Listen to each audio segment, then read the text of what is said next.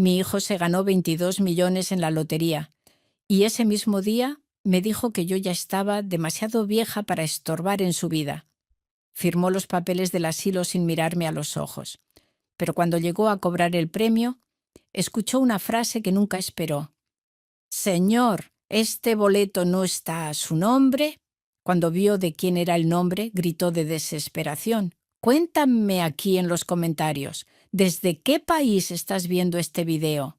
Quiero saber qué tan lejos ha llegado esta historia. Tengo 71 años, me llamo Penélope Olvera y pasé toda mi vida creyendo que la familia era el bien más precioso que una persona podía tener. Fui maestra de primaria por casi 4 décadas en una escuela pública en el interior de Guanajuato, en un pueblo pequeño donde todos se conocen por su nombre y los chismes vuelan más rápido que el viento.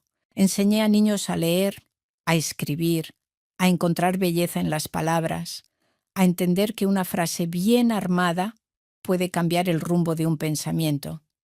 Y cuando mi esposo Raimundo falleció hace 6 años de un derrame que se lo llevó todo, demasiado rápido para cualquier despedida digna, se llevó también una parte de mí que nunca recuperé por completo. Lo que quedó fue la casa, el jardín que él plantó con sus propias manos a lo largo de 23 años de matrimonio, los recuerdos atrapados en cada rincón y un silencio enorme que aprendí de habitar poco a poco, sin prisa, con la dignidad serena de quien sabe que perder es parte de vivir. En los 3 años que siguieron a la muerte de Raimundo me las arreglé bien sola. Tenía mi jubilación, tenía a Chabela que vivía a 2 cuadras y era mi mejor amiga desde hacía 3 décadas. Tenía mi jardín con las dalias naranjas que Raimundo tanto quería. Tenía los libros que nunca se acababan y tenía suficiente sentido común para entender que la soledad y el abandono no son lo mismo. La soledad puede ser elegida, el abandono es impuesto.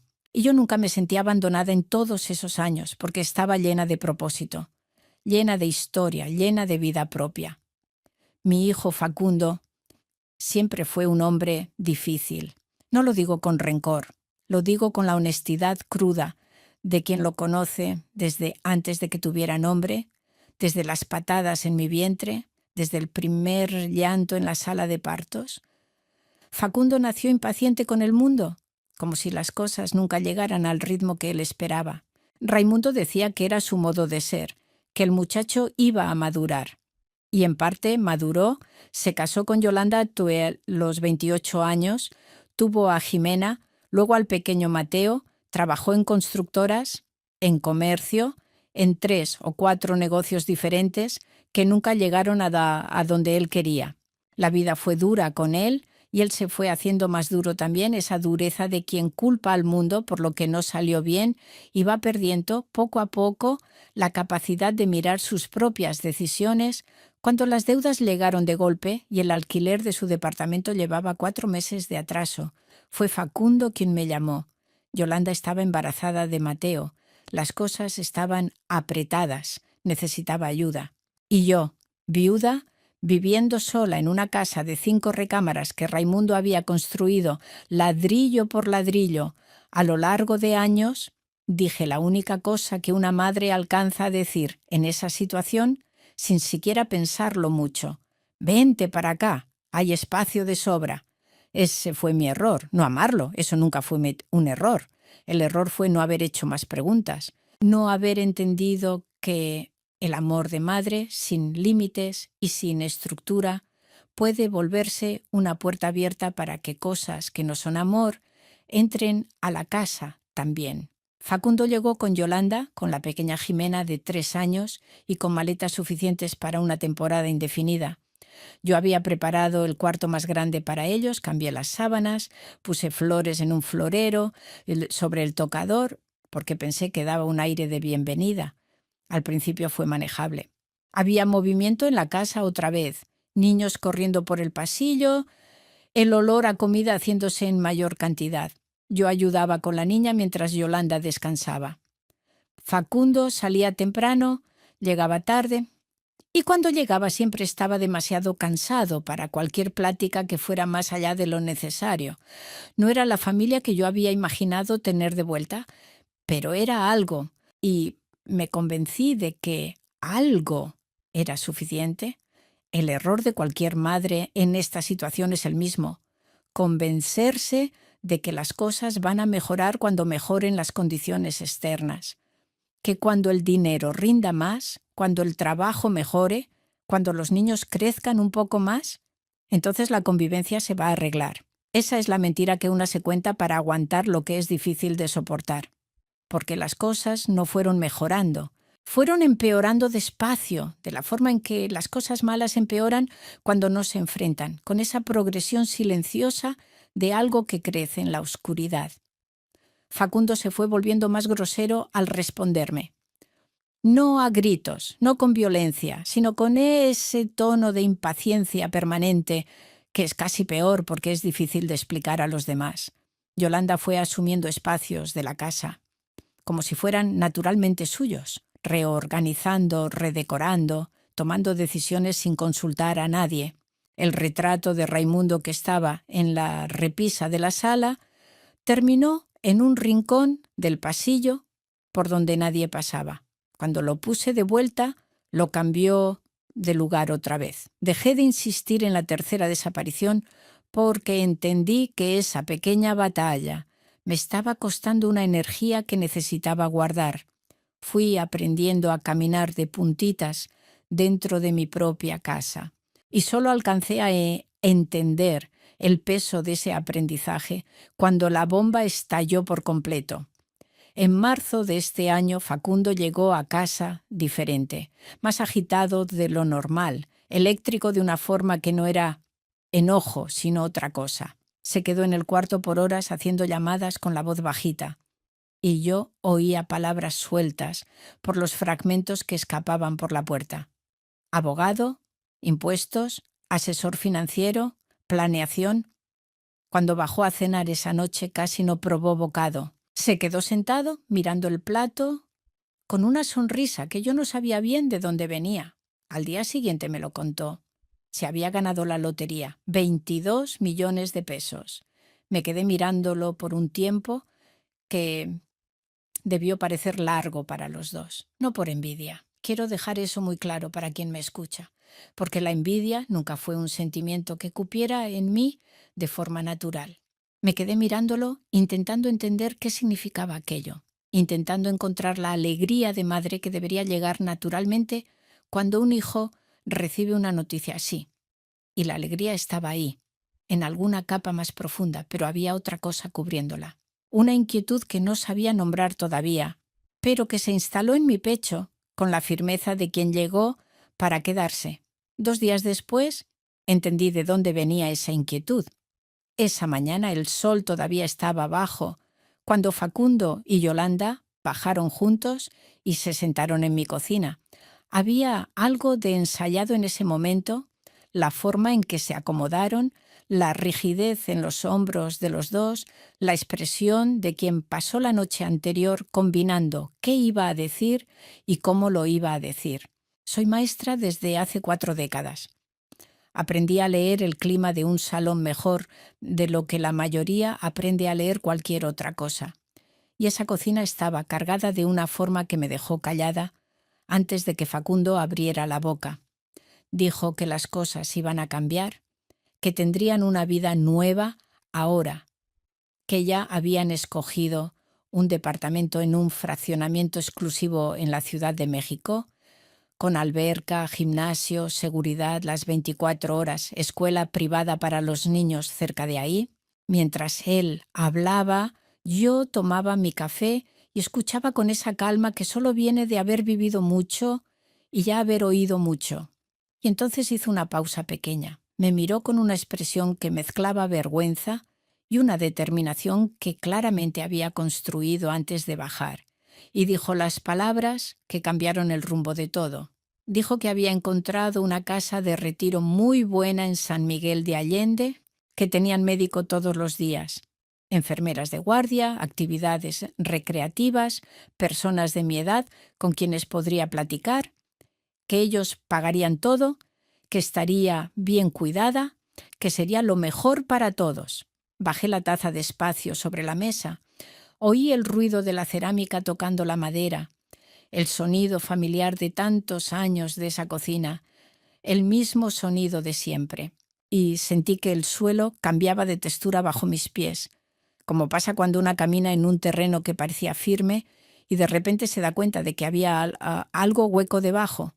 Le pregunté si hablaba en serio. Dijo que sí, con una voz firme y directa, casi impaciente, como si yo estuviera dificultando algo que para él ya estaba resuelto. Dijo que necesitaban espacio para empezar esa vida nueva. Que la casa era mía, lo reconoció, pero que ahora tenían los medios para ponerme en un lugar adecuado. Esa fue la palabra que usó. Adecuado. Como si yo fuera un objeto que había estado fuera de lugar por demasiado tiempo y finalmente iba a ser puesto en la repisa correcta. Yolanda no dijo ni una palabra durante todo aquello. Se quedó mirando a la pared con las manos cruzadas en el regazo, como quien asiste a una presentación que ayudó a preparar, pero prefería no protagonizar. Pude haber gritado. Tenía material suficiente acumulado en los últimos 4 años para un grito largo y justo. Pude haber llorado, que también habría sido legítimo. Pude haber dicho todo lo que el coraje quería que dijera en ese momento. Pero no hice nada de eso. Me quedé sentada. Miré a mi hijo con toda la calma que alcancé a reunir y dije, con una voz que no temblaba, que esa casa la había construido Raimundo ladrillo por ladrillo, que el jardín tenía los árboles que él había plantado, que cada cuarto tenía la historia de los dos y que yo pensaba morir en esa casa de la misma forma que él había muerto. Facundo soltó una sonrisa, pequeña de medio lado, la sonrisa de quien cree que la otra persona no ha entendido aún la dimensión de lo que se está diciendo. Dijo que debería pensarlo mejor, que lo estaba haciendo por mí, que me estaba cuidando. Luego se levantó como si el asunto estuviera cerrado y se salió de la cocina. Me quedé sola en mi cocina. El sol fue subiendo despacio por la ventana. El jardín allá afuera tenía las dalias naranjas que yo había plantado en el otoño, más llenas que nunca. Me quedé mirándolas por un tiempo, que no sé cuánto fue, sin pensar en nada específico, solo sintiendo el peso de ese momento asentarse, tomando el espacio que le tocaba dentro del pecho. No fue solo el dolor de lo que se dijo, fue la claridad que vino con ello, porque en algún lugar dentro de mí yo ya sabía que eso podía pasar. Había visto las señales por 4 años, las había ignorado cada una con la excusa del amor de madre, y ahora el amor de madre ya no era excusa suficiente para cubrir el tamaño de lo que había pasado. Ese mismo día, mientras Facundo y Yolanda salían a visitar el departamento nuevo que ya habían escogido, con el dinero que aún ni recibían, fui a mi recámara, me senté a la orilla de la cama, del lado donde Raimundo dormía, y me quedé parada ahí por un tiempo largo, dejando que el silencio de la casa hiciera lo que el silencio hace cuando dejas de pelear contra él. Después me levanté, fui al escritorio viejo en la esquina del cuarto, ese escritorio de madera que había pertenecido al papá de Raimundo y que cargaba el olor a madera antigua y a tiempo acumulado, y abrí el cajón de abajo a la izquierda. Dentro había un sobre blanco pequeño que estaba ahí desde hacía casi un mes, completamente olvidado entre otros papeles. Dentro del sobre había un boleto de lotería. Yo había comprado ese boleto en febrero, en una tarde cualquiera, en el puesto que estaba a la salida del mercado donde hacía las compras cada semana. La muchacha que atendía era simpática. Siempre me decía «Doñita», y ese día me había convencido con una sonrisa y un «Ándele, ¿qué tal que es su suerte, doña Penélope?». Compré 2 boletos, porque 2 era lo mínimo que vendía de una vez, pagué con mi tarjeta y guardé los 2 en el sobre junto con el recibo. Esa misma noche, cuando Facundo pasó por la sala y yo estaba sentada en el sofá, le estiré la mano de forma espontánea, casi sin pensar, y le dije «Toma, puede ser tu suerte». Él se lo guardó en el bolsillo del pantalón sin mirar, me dio las gracias con la cabeza y siguió caminando. Yo me olvidé del asunto por completo. El sobre con el otro boleto se quedó en el cajón y ahí se quedó por semanas, hasta ese momento. Tomé el sobre con cuidado, como si pesara más de lo que debía pesar. Saqué el boleto, me quedé mirando los números impresos en la tinta negra del papel delgadito. Y entonces agarré el celular, entré a la página de la Lotería Nacional y tecleé los números uno por uno, con cuidado, sin prisa. Cuando el resultado apareció en la pantalla, tuve que leerlo 3 veces seguidas para estar segura de que estaba entendiendo bien. Era el mismo sorteo, los mismos números, el mismo premio que Facundo decía haber ganado, 22 millones de pesos. Yo había comprado los 2 boletos, con mi dinero, con mi tarjeta, en la misma ventanilla, la misma tarde. El recibo de compra todavía estaba dentro del sobre, doblado junto con el boleto, mostrando claramente la transacción única por 2 artículos. Y el boleto premiado, que estaba en mi cajón, nunca había sido firmado. El boleto que yo le había dado a Facundo tampoco había sido firmado, porque se lo guardó en el bolsillo sin mirar y luego se lo dio a los abogados que estaban preparando todo para cobrar el premio. Me quedé sentada en esa cama por un tiempo que no sé calcular. No fue un choque de alegría, no fue ese grito que una imagina que va a dar cuando le cae una noticia así. Fue un silencio muy profundo, como cuando una entiende de golpe un montón de cosas que estuvieron regadas por mucho tiempo. Respiré hondo, puse el boleto de vuelta en el sobre de vuelta en el cajón, y me puse a hacer algo práctico para evitar que la cabeza me tragara. Regué las plantas del pasillo, barrí el patio de atrás, me hice una avena que no pude comer y que se quedó enfriando en el plato mientras yo miraba por la ventana de la cocina. Y entonces me puse a pensar con la seriedad que la situación merecía. Aprendí a lo largo de 71 años de vida que una decisión tomada al calor del coraje rara vez es una buena decisión. Lo aprendí en el salón de clases, lo aprendí criando a un hijo, lo aprendí siendo viuda, lo aprendí en los muchos momentos en que la vida me puso en una esquina y me pidió escoger un camino sin garantía alguna.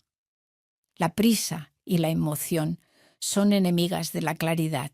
Así que ese día no hice nada más que guardar lo que sabía y dejar que el tiempo trabajara un poquito. Al día siguiente temprano, antes de que Facundo bajara, llamé a Chabela. Chabela Mendoza había sido directora de la escuela donde trabajé por más de 2 décadas. Era mi amiga más cercana desde hacía 30 años. La persona que llegó a mi casa 2 días después de la muerte de Raimundo y se quedó una semana entera sin que yo tuviera que pedírselo. Mujer de carácter, juicio recto, sin paciencia para rodeos de ningún tipo. Cuando terminé de contarle todo, se quedó en silencio por un tiempo, que era el silencio de quien está pensando de verdad, no de quien espera su turno para hablar. Después me preguntó si tenía el recibo de la compra y si alguno de los boletos estaba firmado. Le dije que no había firmado ninguno de los 2. «Penélope», me dijo con esa voz de ella que corta el aire, «necesitas un abogado. Ahora, hoy mismo, el sobrino de Chabela, un hombre llamado Marcelo Dávila, trabajaba con Derecho Civil en León desde hacía más de 15 años. Ella me pasó el contacto en la misma llamada y me dijo que no le dijera ni una palabra a Facundo hasta que hablara con Marcelo. Ni una sílaba, nada que pudiera ser usado en mi contra más tarde. Le dije a Facundo que me iba a pasar unos días a casa de Chabela, que necesitaba tiempo para pensar en las novedades. Él apenas levantó los ojos del celular para verme. Asintió con la cabeza, dijo que estaba bien, que nos servía un tiempo a cada uno. Agarré una bolsa pequeña, puse el sobre con el boleto al fondo, junto con la cartera donde estaba el recibo, y salí de casa sin que nadie viniera a darme un abrazo o a despedirse bien. En la carretera lloré un poquito. No mucho, no el llanto dramático de una crisis, el llanto bajito de quien entiende lo que está pasando y ya no tiene energía para sorprenderse con el dolor. El despacho de Marcelo Dávila estaba en el 4º piso de un edificio sencillo en el centro de León. Tenía unos 40 años, trato directo, Nada de pretensiones, preguntas precisas y objetivas. Examinó los documentos que le llevé con total atención. El boleto, el recibo de compra del puesto, el estado de cuenta de mi tarjeta, mostrando el cargo en mi cuenta esa tarde de febrero. Fue cuidadoso, fue despacio, y cuando levantó los ojos del papel, tenía una expresión de quien acaba de entender la magnitud de lo que tenía en la mano. Me explicó con paciencia que en México los boletos de lotería no firmados funcionan como títulos al portador. Quien lo presenta, en teoría, puede reclamarlo. Pero cuando hay una disputa formal de propiedad, la prueba de compra tiene un peso legal considerable. El recibo con mi tarjeta mostraba una transacción única por 2 boletos. Ninguno de los dos tenía firma de transferencia. El boleto que tenía Facundo tampoco había sido enviado a proceso porque sus abogados estaban organizando el tema de los impuestos antes de presentarlo, que es el procedimiento normal para premios grandes. Todavía había tiempo, pero poco. Marcelo dijo que podíamos presentar de inmediato una notificación formal ante la Lotería Nacional declarando mi propiedad del boleto y solicitando la suspensión del pago mientras la disputa fuera analizada. No era garantía de resultado, pero era un registro legal que antecedía cualquier reclamo de Facundo, y eso creaba una posición inicial importante. Firmé los documentos ese mismo día. La notificación se envió electrónicamente y por correo certificado esa misma tarde, declarando que Penélope Aparecida Olvera, como compradora comprobada de los 2 boletos emitidos en esa transacción específica, afirmaba su derecho de propiedad que no había sido transferido formalmente y solicitaba que no se entregara ningún premio hasta que la situación se aclarara. Marcelo me acompañó al elevador cuando terminamos. Me dijo que Facundo sería notificado en cuanto su solicitud de cobro se cruzara con mi aviso en el sistema y que cuando eso pasara, la reacción no sería suave. ¿Está preparada?, me preguntó. Pensé en Facundo diciéndome que había encontrado un lugar adecuado para mí, esa sonrisita de quien cree que el asunto está cerrado. Pensé en los 4 años de impaciencia y groserías dentro de mi propia casa. Pensé en Raimundo y en el porche que necesitaba reparación desde hacía 2 años y que yo no había podido pagar. «Sí, lo estoy», le dije. La llamada de Facundo llegó a la mañana siguiente, antes de las 8. Yo estaba en la cocina de Chabela con el café en la mano cuando su nombre apareció en la pantalla. Dejé que sonara 2 veces, no por jugar, sino porque necesité respirar antes de contestar. No empezó con un «hola», empezó con mi nombre dicho de una forma pesada y corta, el tono de quien está conteniendo un coraje demasiado grande para un comportamiento civilizado. Las preguntas vinieron rápidas y amontonadas. ¿Qué era esa notificación? ¿Qué estaba haciendo? ¿En qué pensaba? ¿Quién me había metido esas ideas en la cabeza? Cuando dejó de hablar, le dije con calma que había consultado a un abogado y presentado la documentación que comprobaba que los 2 boletos fueron comprados por mí, con mi dinero, en la misma transacción. Silencio. Después vino la rabia de verdad. Dijo que estaba siendo ridícula, que eso era una venganza de vieja resentida, que él había contado conmigo toda la vida y yo le estaba clavando un cuchillo en la espalda por orgullo herido. Dijo que sus abogados tenían muchos más recursos que cualquier licenciadillo de pueblo que yo pudiera contratar. Dijo cosas que no voy a repetir aquí porque algunas palabras, una vez dichas por un hijo a una madre, no hace falta repetírselas a nadie más. No respondí a nada de eso. Le dije que Marcelo era mi abogado y que cualquier plática formal fuera a través de él. Y colgué. Chabela estaba al otro lado de la mesa, oyendo todo. Cuando colgué, no dijo nada. Puso su mano sobre la mía y se quedó así un rato. A veces es exactamente eso lo que una necesita. No consejos, no soluciones, solo presencia. En los días que siguieron, Facundo intentó otros caminos. Primero la intimidación, diciendo que iba a perder de todos modos. Después la negociación, ofreciéndome un porcentaje del premio si quitaba la notificación. Después la apelación emocional, mandándome mensajes diciendo que me amaba desde siempre y que no entendía cómo podía hacerle eso. Cada mensaje llegaba y yo lo leía con la atención de quien documenta algo, porque Marcelo me había dicho que guardara todo, cada mensaje, cada llamada, cada contacto. La audiencia de mediación se fijó para 5 semanas después. Mientras tanto, volví a mi casa porque la ley no me sacaba de mi casa y yo no pensaba salir por mi voluntad. Facundo y Yolanda seguían viviendo ahí. Nos cruzábamos en los pasillos sin hablar. La casa se había transformado en un territorio dividido por un silencio tenso. Y ese silencio, por pesado que fuera, era preferible a lo que se había dicho en la cocina aquella mañana. Me senté muchas noches en el sillón de Raimundo, mirando su foto en la repisa, y le fui contando lo que estaba pasando. Sé que parece locura hablar con un retrato, pero hay una cordura muy especial en decir en voz alta lo que una siente, aunque sea a un pedazo de papel con una imagen. Raimundo tenía una forma callada de resolver las cosas difíciles, sin drama, con firmeza. Yo intentaba oír su voz dentro de mí, intentando recordar qué diría él, y lo que venía era siempre simple. Penélope, tú sabes qué es lo correcto. Dale para adelante. La sala de audiencia estaba en un edificio de gobierno en el centro de León, en un piso 12, con vista a un crucero muy movido allá abajo. Paredes color crema deslavado, luces blancas que cansan la vista, esa atmósfera de lugar donde se toman decisiones sin ceremonias.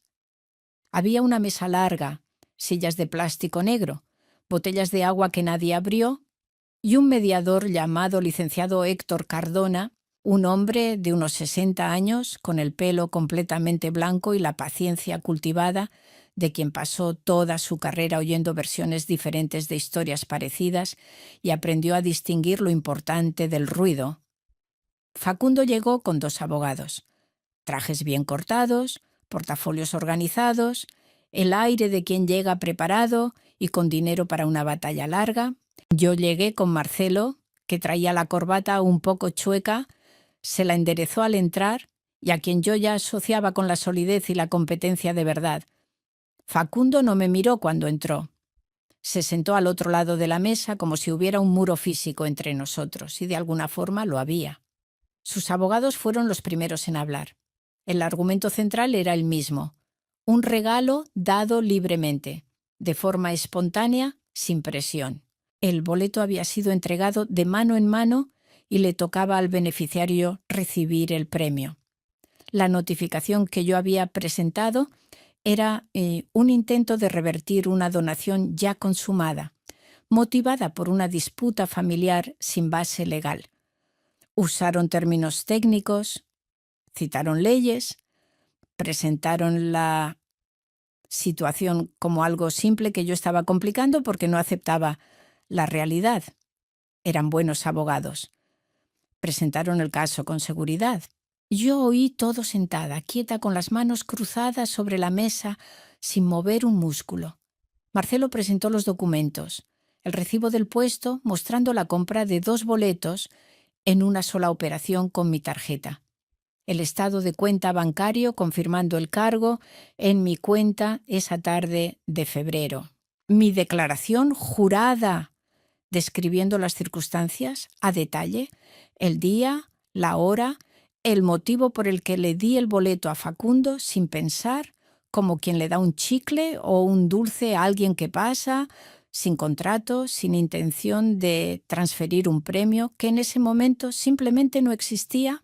Y la legislación aplicable, que establece que la comprobación documentada del origen de la compra tiene un peso determinante en disputas sobre títulos al portador no firmados. El licenciado Héctor oyó a las 2 partes con la misma atención. Después se volteó hacia mí, se quitó sus lentes y me preguntó con voz pausada cuál había sido mi intención al entregarle el boleto a mi hijo. Yo había pensado en esa pregunta por semanas. Cada mañana con el café, cada noche antes de dormir, armaba y desarmaba la respuesta. y a lo que llegué al final fue a lo más simple, porque la verdad no necesita adornos. Dije que le había dado un pedazo de papel que valía unos cuantos pesos, que si hubiera sabido lo que ese papel valía jamás se lo habría entregado sin firmar, sin testigos, sin ninguna formalidad. Y dije que de la misma forma que si yo le hubiera dado 50 pesos a Facundo esa tarde y ese billete se hubiera convertido por milagro en 22 millones, nadie en esa mesa estaría argumentando que la transformación del valor también era parte del regalo. El licenciado anotó algo en su cuaderno. Entonces Facundo cometió el error que cambió todo. Se levantó. No debió hacerlo. Uno de sus abogados trató de sentarlo con un gesto, pero Facundo ya estaba de pie y ya estaba hablando, y el coraje que había tenido guardado por semanas salió todo de golpe, sin filtro, sin estrategia, sin la compostura que sus abogados le habían pedido. Dijo que eso era una vergüenza, que yo estaba usando la ley para fregar a mi propio hijo, que él me había aguantado por años, que había vivido en mi casa, que había cumplido con su parte y que yo le estaba dando la puñalada por la espalda con papeles de abogado porque no quería verlo bien. Dijo que yo era una madre que nunca había sido fácil, que siempre le ponía trabas a sus logros, que estaba usando la vejez como escudo para ser cizañosa. Llamó a lo que yo estaba haciendo berrinche de vieja.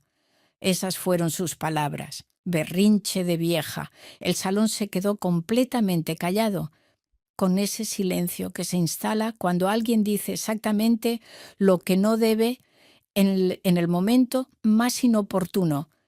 El mediador le pidió que se sentara. Facundo se sentó. Su abogado principal agarró su pluma y anotó algo con una cara que no era de gusto. Marcelo estaba mirando su cuaderno con la misma cara de quien acaba de ganar algo sin tener que pedirlo. Yo me quedé mirando a mi hijo del otro lado de la mesa. Lo miré por un buen rato, con esa calma que aparece cuando ya sufriste lo suficiente para no tenerle miedo al sufrimiento. Vi en él al niño que llegaba de la escuela con la rodilla raspada queriendo que yo le soplara el dolor. Vi al adulto que me había dicho, con esa sonrisita, que me había encontrado un lugar adecuado. Vi las dos cosas al mismo tiempo, encimadas, sin poder separar una de la otra, sin poder escoger qué versión era más real. Tal vez las dos eran igual de reales, y tal vez esa era la parte más difícil de todo. El licenciado Héctor cerró la sesión diciendo que el dictamen formal se entregaría en 7 días hábiles y que ningún pago se liberaría hasta entonces. Lo que Facundo había dicho estaba anotado en el acta oficial, y eso, me dijo Marcelo después, pesaba muchísimo. Salimos por el mismo pasillo. Facundo se fue adelante, rápido, sin mirar atrás. Yo caminé despacio hasta la ventana del pasillo y miré hacia abajo. El sol estaba fuerte en un mediodía de mayo y había un árbol de tabachín cerca de la barda del edificio que florecía con una belleza que parecía no tener nada que ver con lo que acababa de pasar. Me quedé mirándolo un rato. Pensé que a Raimundo le habría gustado ver ese árbol. El dictamen llegó un viernes por la mañana, 8 días después.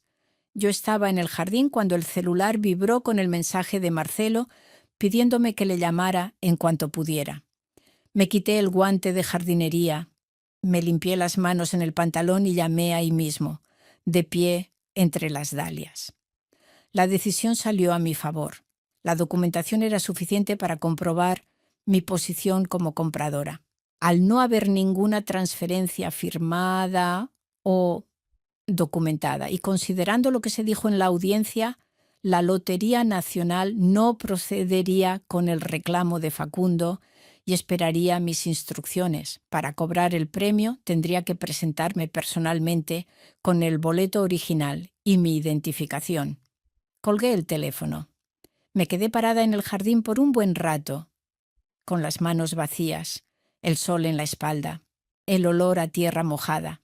No fue un triunfo de gritos, fue un momento de paz, de una claridad muy honda, como cuando una llega a casa después de un viaje largo y reconoce el olor de su propio hogar. Fui al cuarto, saqué el sobre del cajón del escritorio por última vez, Lo puse en mi bolsa con mis papeles y me fui a León al día siguiente. Cobro solicitado, proceso iniciado. Cuando Facundo recibió la notificación oficial días después de que su petición fue rechazada y el premio saldría a mi nombre, la reacción fue intensa. No voy a contar cada palabra porque algunas cosas pierden fuerza al describirlas y porque ese no es el punto.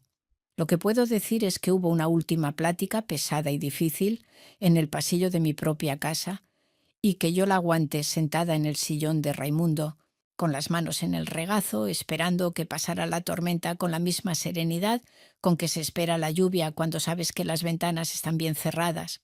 Los abogados de Facundo revisaron la decisión, revisaron el acta de la audiencia con lo que él mismo había dicho, vieron las pruebas que teníamos y le dijeron que una demanda civil era posible, pero con muy pocas chances de ganar. Facundo decidió no seguir. No sé si fue su decisión o de sus abogados. Y la verdad, no importa mucho. Le entregué una notificación formal dándole 45 días para que él y Yolanda dejaran la casa. Lo hice con la frialdad necesaria de quien sabe que la bondad excesiva, en ese momento, sería solo otra forma de regalar lo que es mío. Se fueron antes de que se cumpliera el plazo.